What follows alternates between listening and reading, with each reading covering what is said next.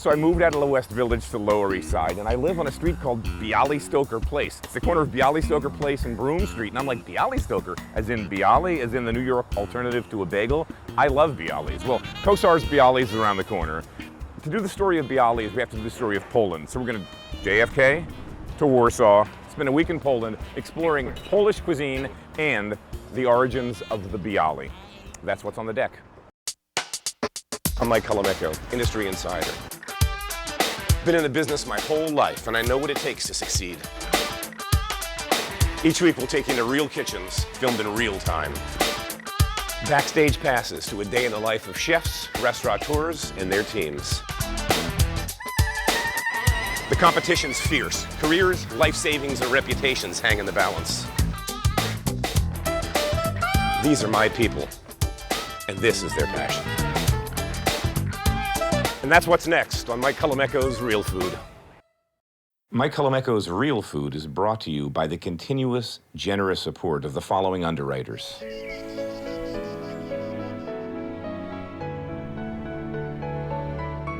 Colavita, a true Italian.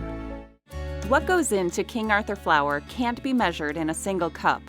Thousands of recipes, plus products, and other baking resources are at kingarthurflour.com. From Welshire Farms comes Lou's Garrett Valley Naturals, a collection of our recipes made from minimal ingredients without added antibiotics, hormones, nitrates, nitrites, or artificial ingredients. Lou's Garrett Valley Naturals. A heritage preserved over centuries with passion, craftsmanship, and care. The flavor of European pork and beef. The taste of European tradition. Mancini, maker of American fire-roasted peppers. Imported from Italy, Anna Pasta is made from 100% Italian durum wheat semolina and pure spring water, slowly dried to cook al dente. Recipes online at cento.com. Day one, we're in Warsaw. We stumbled to this restaurant. Kitchen's unbelievable. Gorgeous, modern kitchen. Bright stainless tiles, super smart layout. Chef's 32 years old. They're doing bread by hand for every service here. Everything's done soigné. This is like little bespoke cuisine. And I'm like, Warsaw, Poland, day one. And I'm seeing this stuff. It's one of the best restaurants I've seen in a long time. We're having dinner here. So this is the aged filet?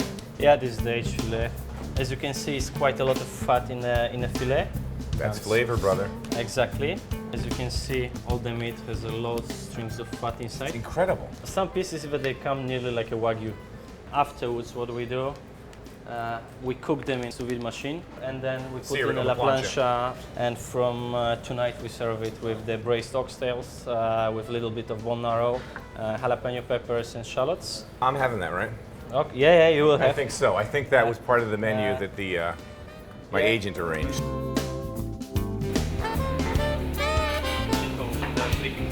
Tell me about this ham that you're using.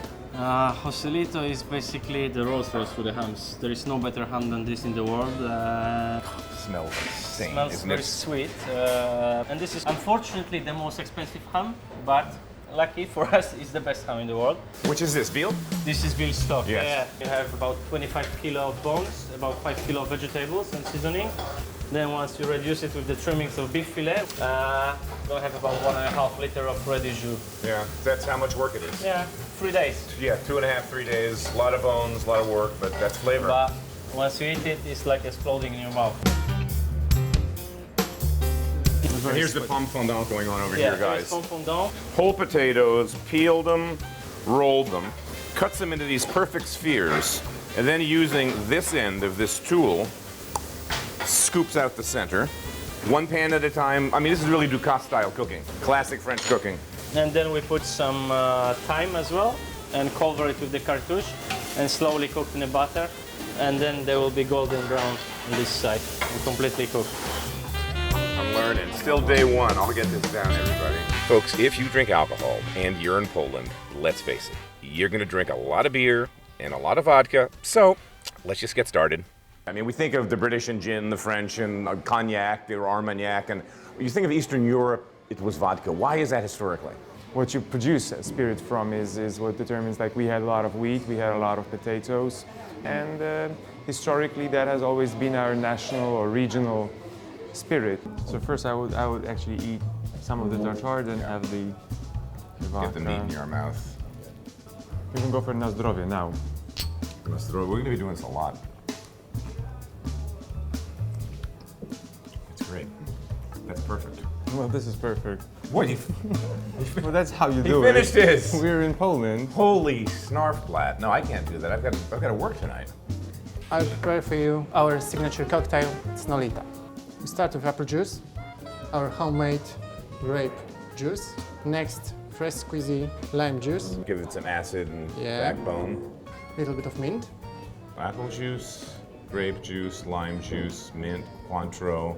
and Our vodka famous- BACZEWSKI. Good times with boys. You know what? It's one good Nolita. That's really good. Okay, we can start now to prepare the foie gras for you. This one is foie gras with the eel, and we wrap it in nori as well. Oh, seaweed. Here we have radishes, cut very, very thin. Okay, and then we have a little bit of roast rice. And that's it, and that's the dish, and then you're gonna have brioche with it. Freshwater, saltwater lake. I mean, it's such a good meat. Eel. Really creme in that brioche, boys. Yeah, you got that egg and that yeast in there. It's just beautiful. Brioche always works with foie gras. Now we're gonna make veal sweetbreads. sweetbread. I love sweetbreads. Do it with the seasonal mushrooms, which will be ceps from the forest and chanterelles. Poland. Yeah. So this is like a truffle-infused potato cream. Leek Yeah, and leek truffle, and potato. leek and all potato. perfect. All right, the sweetbreads are under the salamander. Yeah. Staying hot and crispy. Our little potato balls. Big piece of cep. That smells good. Yeah, a little bit of jus. And that crazy potato. Look at this stuff. That's made from potato. He explained how to me. Forget about it. Let's just say a lot of steps. I mean, every little element's great. Just roll up the potatoes with the mushrooms and parsley. This is this beautiful dish, huh? Chef, what's the sauce? Saffron? Yeah, it's a saffron emulsion. Then you have carrot puree with anise. Then you're gonna have a turbo, which sous chef was frying. The mussels. Great dish, man. This kid's firing on all cylinders. 31 years old, 32 years old, in Warsaw on a rainy night. Place is gonna be packed in about 10 minutes.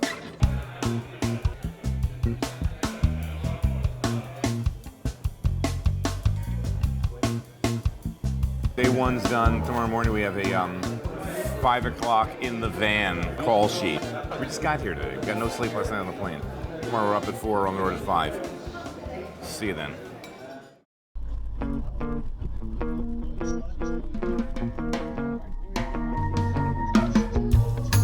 Poland is rightly famous for its tradition of smoked and cured fish and meats. So let's visit a mid-sized family-run sausage factory that started years ago as a simple 3-man operation and is now supplying Poland and most of the EU with 20-plus family-run stores, dozens of trucks on the road.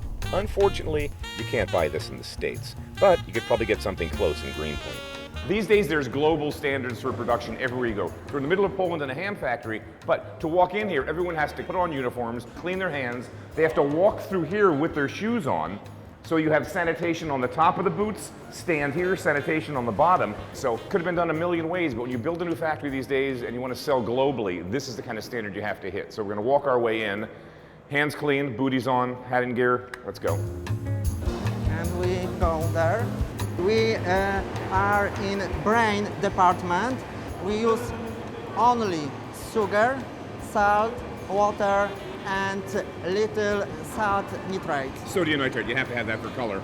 So once the meat's brined and you've achieved the level of penetration that you want, it comes here and this man ties them? Yes, with strings, and we added the bay leaves.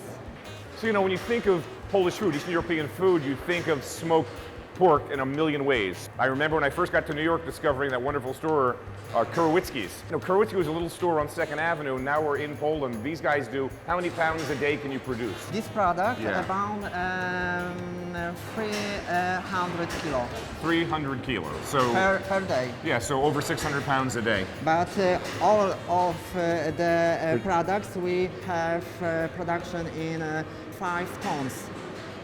Per 5 week. tons, 5 tons per week. It's a lot of smoked meat. Oh yeah, oh yeah. we open the door? Yes. How many hours will these be in here? All the process is 6 hours. And the smoke is coming from... And the fireplace in the back. And let's go there. Okay. Jesus Maria. So we're in the room where they're chilling stuff off. We got all sorts of stuff going here. We got a whole leg here that's smoked. That's really cool looking.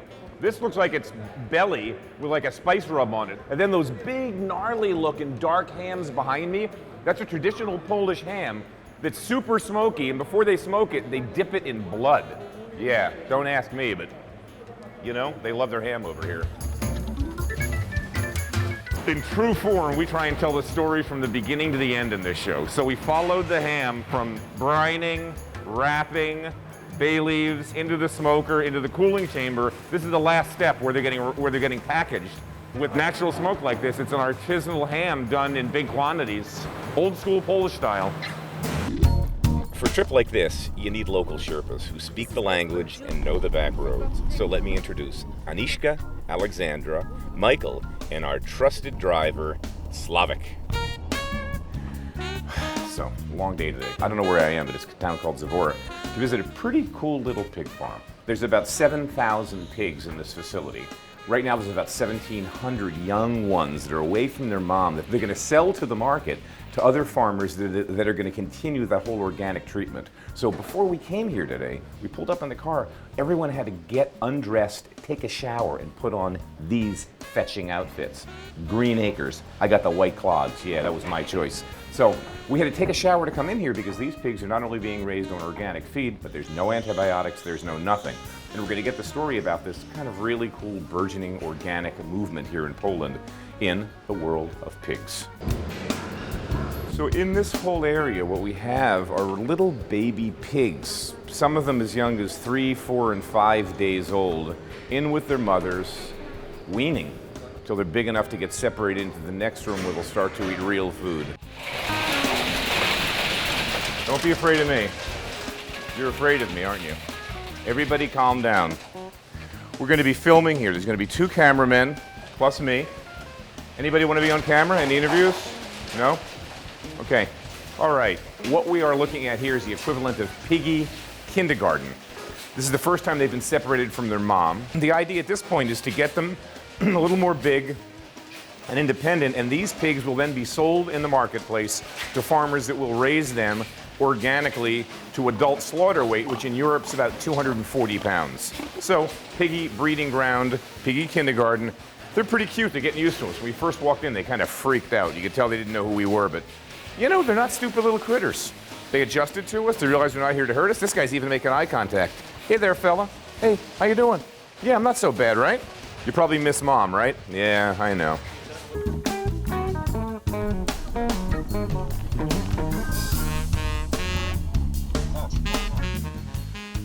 Now we're off to that upcountry lodge for some old school rib-sticking country style Polish cooking. Holy snarflat. What in God's name is that? Chef, talk to me. What is it? That's the beef fillet. Inside you've got bacon, onions, and gherkins. Whew. Take a look at that, boys. You eat that for dinner, you don't have to have breakfast or lunch the next day? Yeah, we're not kidding around here. This is not super light fare, folks. This is dark and gnarly. So we're showing it from scratch. We've got, not exactly corned beef, it's water, peppercorns, all spice floating around in there, bay leaf, and dried mushrooms, fresh mushrooms. They're calling it stomach, I'd call it gizzards from the goose. Once it comes to a simmer, goes on that stove, on that flat top for 6 hours. Then they'll take everything out at some point, strain it, thicken that broth with a roux, till you get a broth that looks like this consistency. Hearty food, man. I can't wait to try it. Olive oil?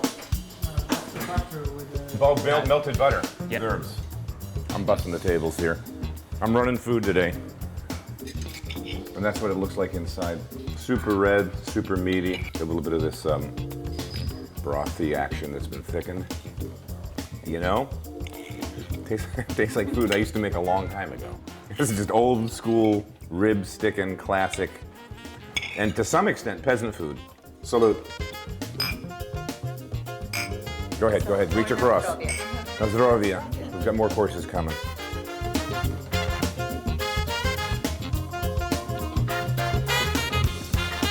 So like on cue, it's 9:15 at night here. The fish delivery just came. The guy's behind me is hiding, that's okay.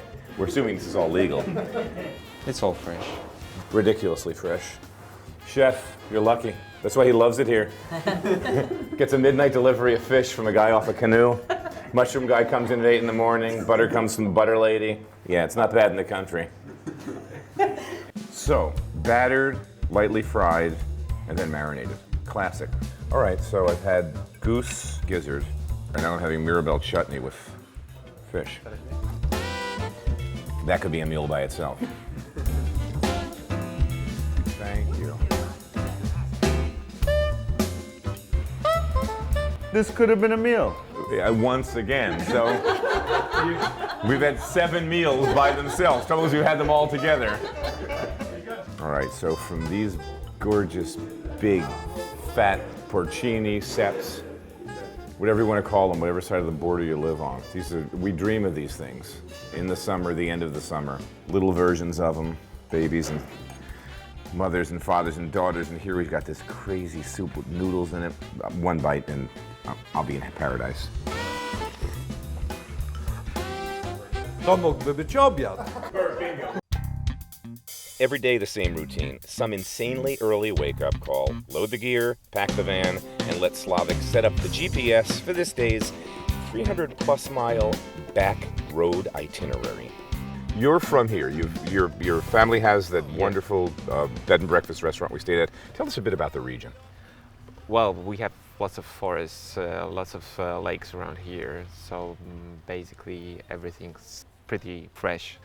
We never have to look for anything that's frozen or not original for the region. And the fellow we're going to make today, he's making this cheese at his house. Yes. Very Brooklyn. Really? Yes. Let's go do Brooklyn in Poland. Okay. All right. May I open? Okay. So little basket cheese. You built this. Yes, me. You know, for all you guys out there, ladies too, but I'm talking to the guys now. You know, everybody dreams of the man cave, that part of the house where you go, where you've got your guitars or your video games or your flat screen TV and you and your mates hang out and drink beer and shots and be men. This is like, to me, the ultimate Polish man cave. His dad built this. It's all this wood. You can tell they did all of this work by hand. Follow me this way, because you can actually bake bread here too. I mean, this is like perfection. This gorgeous tiled room with a poured concrete base, and I'm looking at this saying, what the heck am I looking at? Yeah, it's a bread baking oven. And then this gets hot too, and you could cook on the top here.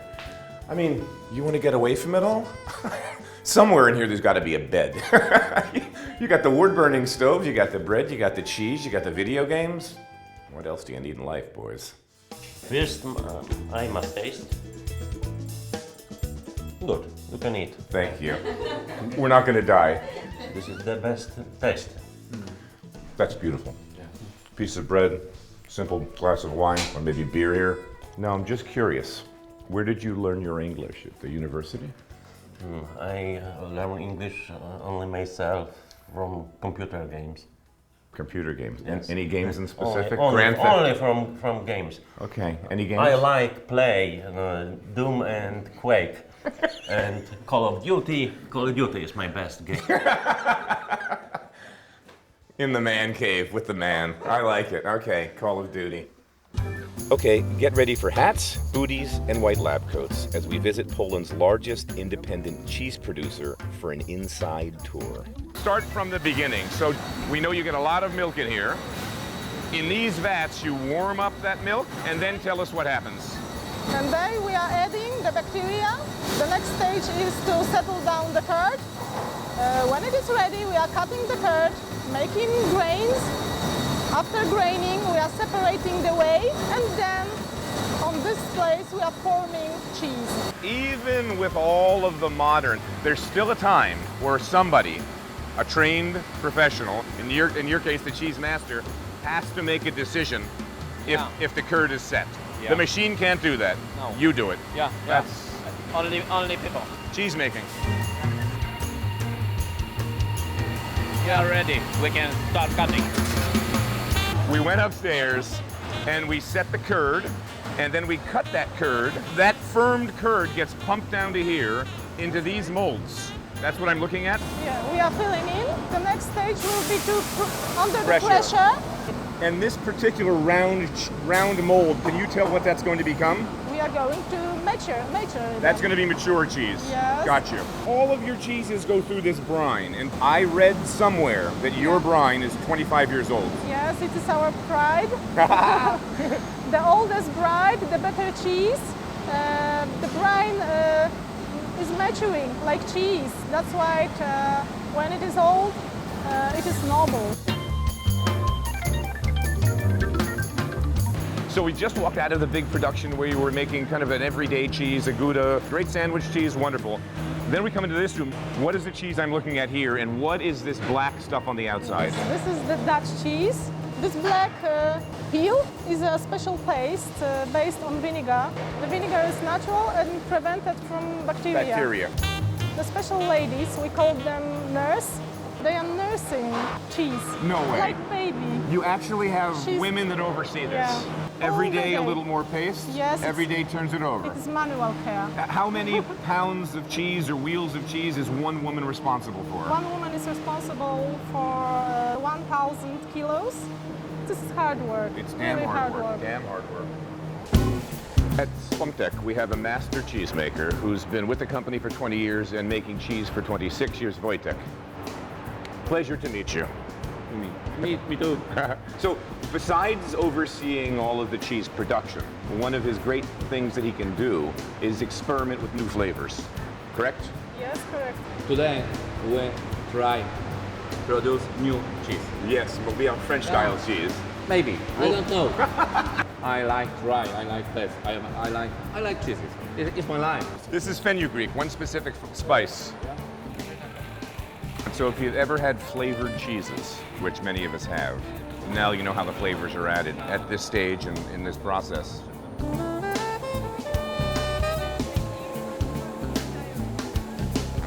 I live on Bialystock Place on the Lower East Side of Manhattan. I've read Mimi Sheridan's great book on the subject and have eaten BIALYS most of my adult life. I'm stoked. Now I get to see where they were born. Long day driving. We're 6 hours late, 4 hours late, 5 hours late. I don't know, it was pouring rain, it was crazy, whatever. Thanks so much. We'll do this. No, don't have to take your glove. Oh, Jesus. I've messed up already. Yes. She's happy, I'm happy. That was our first snafu. Don't worry about it. We're gonna make BIALYS. Stay tuned. Mąka oczywiście wcześniej musi być przesiana. So she has to prepare the flour to make it ready to add yeast. And the milk is already warm. Milk is already warm. Yes, because it works better with the sugar. There you go. Zagniatamy ciasto drożdżowe. Now we are making a dough. Musimy bardzo dobrze wyrobić ciasto. We have to work it out really very properly to make sure that it is very delicate. Correct, and she's developing a little bit of gluten here with this much work. What's happening We here, have kids? a lot of oil. Oil, okay. Yes. Wystarczy, dziękuję. So that's interesting, that much oil in this recipe. Well, it kind of makes sense. It does kind of melt in your mouth, doesn't it? Where did she learn the recipe from? Where was it? Gdzie pani się nauczyła tej receptury? Skąd jak gdyby ją pani znalazła? Szczerze mówiąc, z książek. So BIALYS were born here in Bialystock before the Second World War. It used to be sold on the streets, not in the stores, not in the bakeries. And she's coming from here. She was looking for some history of the town and she found out about the recipe of bialy. As usual with yeast doughs, you have to let this sit somewhere warm. So we'll move it over here? Ciepłe miejsce, żeby ono odrosło. On top? Yeah, smart. We're putting it on top of this little warm oven here that'll push the yeast to activate. And in about, we'll see, 15-20 minutes, we'll pull that down and bialy time. No i kolejna rzecz, różne dodatki. So before the Second World War, they used to add poppy seeds, roasted onion, and also bacon. The most popular are the ones with onion and poppy seeds. Yeah, onions are the only ones in New York City. How many restaurants in Bialystock have BIALYS on them? Czy są jakieś inne restauracje poza pani, które faktycznie... No, None. this is the only This one? is the only... So it's like this thing that came from here ended up in New York City where it's big. But I'll tell you what, in New York City today, there's only two places that I know. Kosar's makes them, and Hot Bread Kitchen makes them up in Harlem. So this recipe dies after World War II in this town, ends up in New York, and in this town the only surviving restaurant is this one. Yes. That's nuts. Let me get out of the way. Sorry.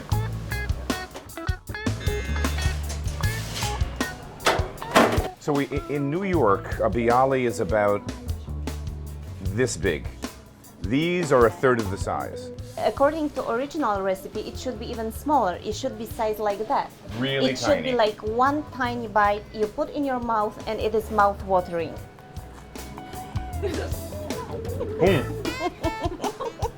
We're from New York. Lepsze niż w Nowym Jorku.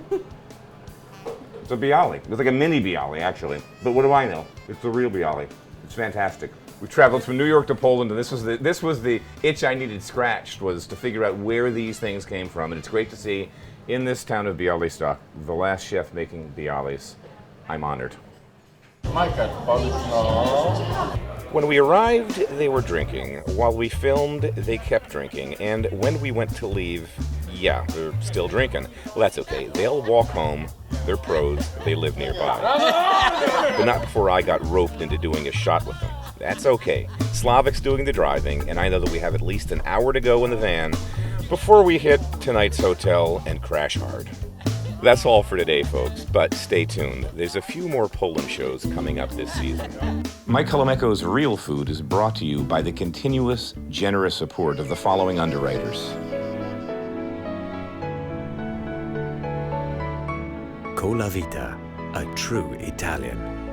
Imported from Italy, Anapasta is made from 100% Italian durum wheat semolina and pure spring water, slowly dried to cook al dente. Recipes online at cento.com. La Baleine sea salt, naturally crystallized by the Mediterranean sun and wind on the coast of France. A heritage preserved over centuries with passion, craftsmanship, and care. The flavor of European pork and beef, the taste of European tradition. From Welshire Farms comes Lou's Garrett Valley Naturals, a collection of our recipes made from minimal ingredients without added antibiotics, hormones, nitrates, nitrites, or artificial ingredients. Lou's Garrett Valley Naturals. Rachel Ray's signature specialty food line, from her all-natural extra virgin olive oils and balsamic vinegars to her stock in a box, designed for preparing meals at home. Ale gdyby co? No bo to mało jest jakby. To mógłby być obiad. Nie śmiać! Moment. Never roll out for the second show. I haven't had a drink. Dobra, o co chodzi? Ale o co chodzi z tym obiadem? Okej. Wiem. To mógłby być obiad. Bingo, wrap.